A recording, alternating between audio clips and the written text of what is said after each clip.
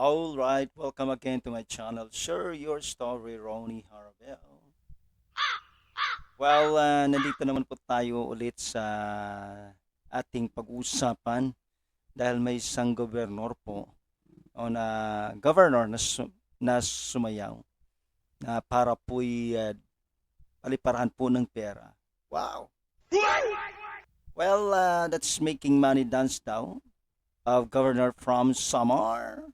Ating po pang panoorin at po pakinggan kung ano ba talaga kasi nag-viral po ito sa social media at talagang grabe po ang kanila pong masasalitang parang di makain ng mga salita.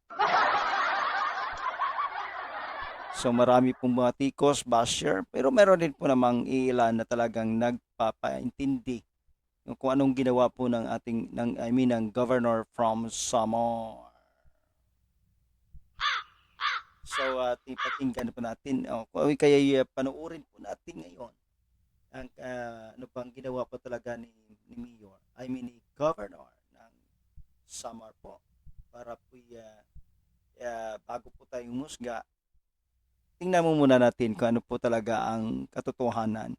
Alam nyo kasi mahirap po, no? Pag tingnan po natin nun, do not judge the book by its cover.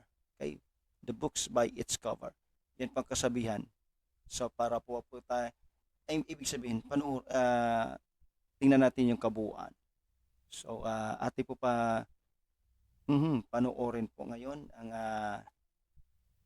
si governor po. Yun nga. Wow! Ang daming pira na itala. Ganyan pala, no? Kailang mga tradisyon. Tradisyon ba yan? Yan, sumasayaw po sa pera. Naliliparan ng pera. Sana ako na lang dyan. Sana maraming 50 pesos na nililiparan. Pera din naman. 1,000 akin na lang yan. Grabe ang dami, no? Yan ang nakita natin. So dahil dito marami boss. Kaya titingnan natin yung mga nag-bash po. So grabe talaga ang bashing. Hindi mapigilan ng mga taong nag-bash dito. So tingnan natin kung anong nangyari dito. Yan po si John Man. Tax namin yan. Okay. Ayaw kong basahin yung ganyan kasi bad yan eh. Si John Lapore. Mga gay klase politika.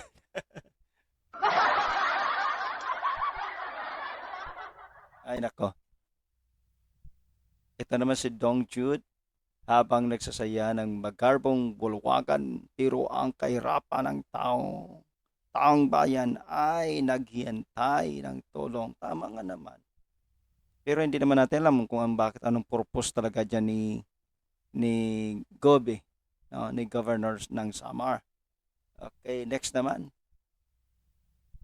Yayamanin samantalang maraming nangangailangan ng tulong. Tama nga. Sana yung mga palipad dyan, sana pumunta po talaga sa tulong. Right. Winnie Jr. Dinglasan, enjoy pa ng gihatag sa pobre. Bob? Ba't Bob? Okay. Naintindihan ko na.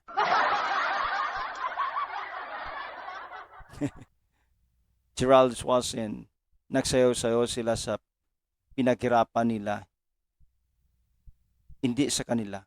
Mindset ba? Nga naman.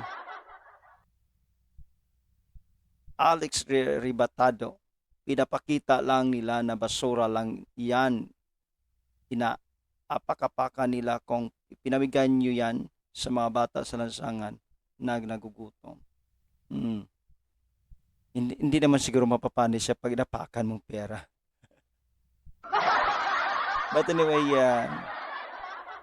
dumadami nga naman, no? Sarap mamulot doon eh. Di ba? Rick Minyara, Gary, ayan ang mga public servants. Bakit pa ipakita tama na nga naman. Bakit pa papakita? No? Maraming pira talaga sa politika. Tama yan, I agree with you. Now, Rick Minyada, napakaraming pira talaga sa politika. Kaya pag ikay na politiko na hindi marunong talaga, nako. Ay, pira talaga masisilaw ka. Tuloy natin.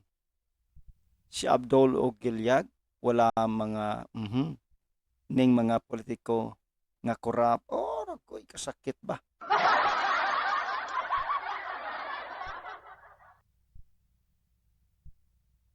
Pinapakita niyo pa umuulan, sabi ni Ogahayo na Sales Ribaldi.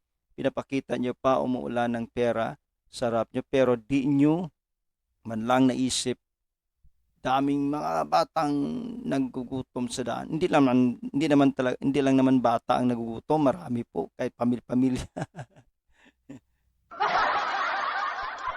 At nagtitinda kung ano-ano para lang may makain at may ibaon sa eskwela. Kung i-share niyo sa mga sanayan, marami kayong mapasayang tao. Yung mga nabahaan last time, di pa makarecover sa gutom at sa mga nawala sa kanila. Di man lang naisip, grabe, sisingilin kayo pag kayo'y wala na. Oh, parang kinusensya pa eh. Nangunsinsya pa si Ogahayo na. Tuloy. Geron's Vlog. Oh, Geron's Vlog. Vlogger din ito. Gapaulan kwarta. Ay, mother language namin to Ilonggo pala to.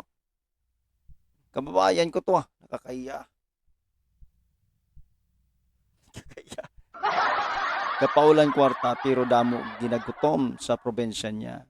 Base ang ibaan nga kwarta para panas sa baha nga kinawat nila. Oh no.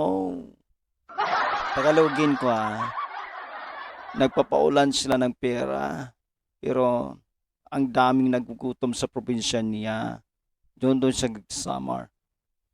Bakang iba na nga kwarta pa yan ng mula sa baha na kanilang ninakaw mula sa flood.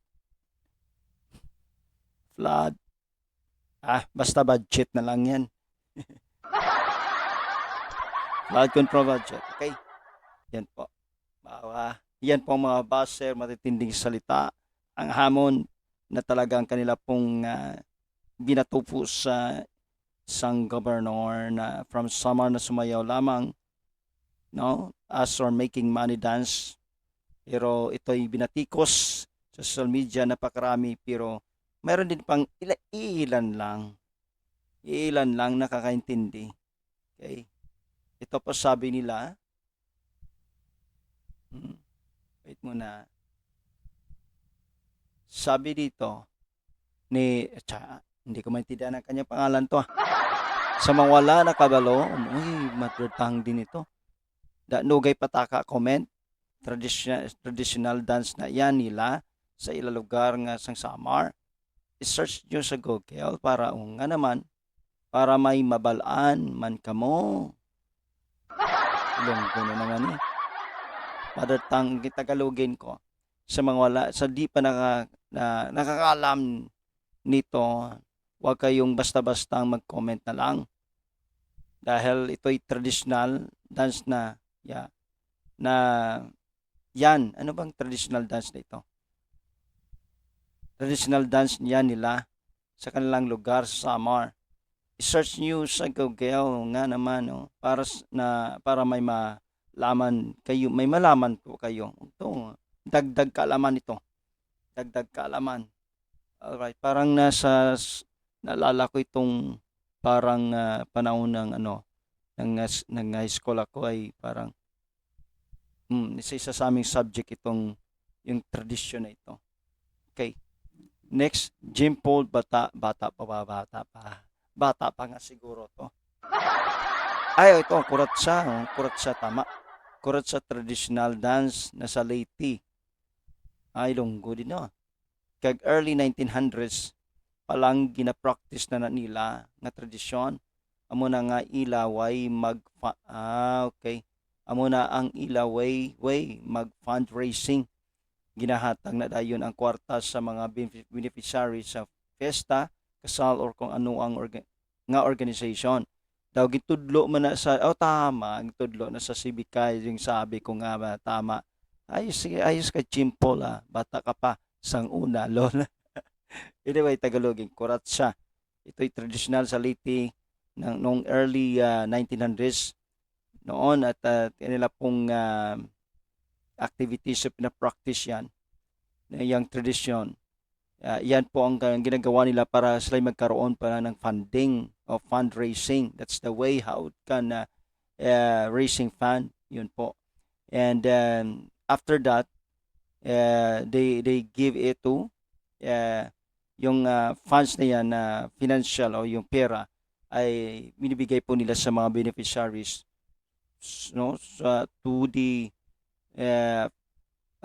events or festa or kasal kung ano man kung anumang klaseng organization na yan. Yun po at sabi dito daw parang itinuro ito sa Civica naalala ko nga tama. So yun po, isa pa, mayroon pang Chipoy Castelio, Kuratsa, ano ka man. Kuratsa, hindi kutsara. Kuratsa Money Shower, okay, ito, kompleto siya. Kuratsa Money Shower, traditional dance of summer. Basa-basa man kamuha. Ay, tinawanan. Magbasa-basa nga naman. Ito nga sa search sa Google. Okay. Kuratsa Money Shower Traditional Dance of Summer. So ito po ang sabi ni Chipoy Castillo. Maraming salamat Chipoy. Lapakan ka. Alright, yan po ang ating pinakita at pinaliwanag at ating pong binigyan ng video reaction at video commentary sa patungkol po na nangyari sa viral doon sa isang governor sa Leyte, Samar or Samar Leyte. So kaya nga tama nga talaga, do not judge the books by its cover. Okay? By its cover. So wag mo basta-basta po tayo, wag basta-basta maniwala agad. Kaya hindi naman po natin alam kung ano talaga diyan. At wala naman po tayong nakita. Hindi pinakita lang nila basta papalipad lang sila ng pera pero hindi natin alam kung saan pupunta yon. Pero siyempre sabi ng iba, yung concern na mga counting concerned na citizens ay kuratsa pala ito. No, making dance. Yun pala for a purpose, meaning for a cause. All right. Tama, for a cause. For a cause yun. So that's it and that's it. And thank you for listening to me and sa mga buzzer. Sige, tuloy-tuloy lang. Ganun po talaga ang buhay. Pero pag may nag-buzz, maganda rin po ang income ng isang vlogger. So, maraming salamat po at may the Lord bless you all.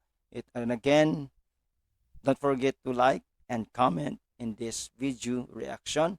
At nasa inyo po. I'm gonna be respect whatever you want to comment at.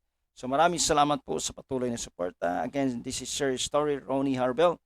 Na patuloy po tayo nag-uusap sa mga ganitong sitwasyon. May the Lord bless you and see you again the next video. Bye-bye everyone.